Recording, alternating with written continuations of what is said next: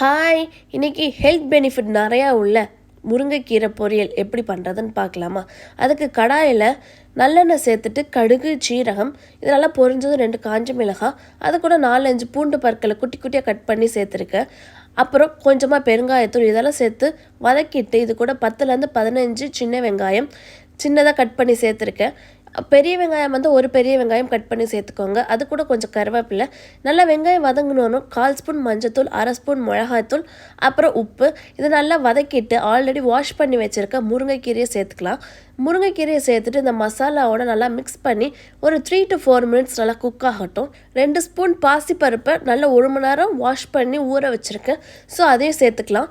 இதை சேர்த்துட்டு ஒரு 3 to 4 மினிட்ஸ் அப்படியே குக் ஆகட்டும். ஒன்ஸ் இது குக் ஆனதுக்கப்புறம் ஸ்டவ் ஆஃப் பண்ணிவிட்டு தேங்காய் துருவி சேர்த்துக்கலாம். தேங்காய் துருவலே சேர்த்துட்டு ஸ்டவ் ஆஃப் பண்ணிட்டோன்னா சூப்பரான முருங்கைக்கீரை பொரியல் ரெடி. இதில் நிறைய ஹெல்த் பெனிஃபிட்ஸ் இருக்குது. கிட்ஸ்லேருந்து பெரியவங்க வரைக்கும் வீக்லி 3 to 4 டைம்ஸ் ஆச்சும் கம்பல்சரி சாப்பிடணும். ஸோ அவ்வளோ ஹெல்த் பெனிஃபிட்ஸ் இருக்குது. நீங்களும் இந்த மாதிரி ட்ரை பண்ணி பார்த்துட்டு எப்படி இருந்துச்சுன்னு கமெண்ட் பாக்ஸில் கமெண்ட் பண்ணுங்கள். அண்ட் உங்கள் ஃபேமிலி அண்ட் ஃப்ரெண்ட்ஸுக்கு ஷேர் பண்ணுங்கள். இந்த மாதிரி வீடியோஸ் பார்க்குறதுக்கு நம்ம சேனலை சப்ஸ்கிரைப் பண்ணாதவங்க சப்ஸ்கிரைப் பண்ணிக்கோங்க. Stay tune for more videos. Bye.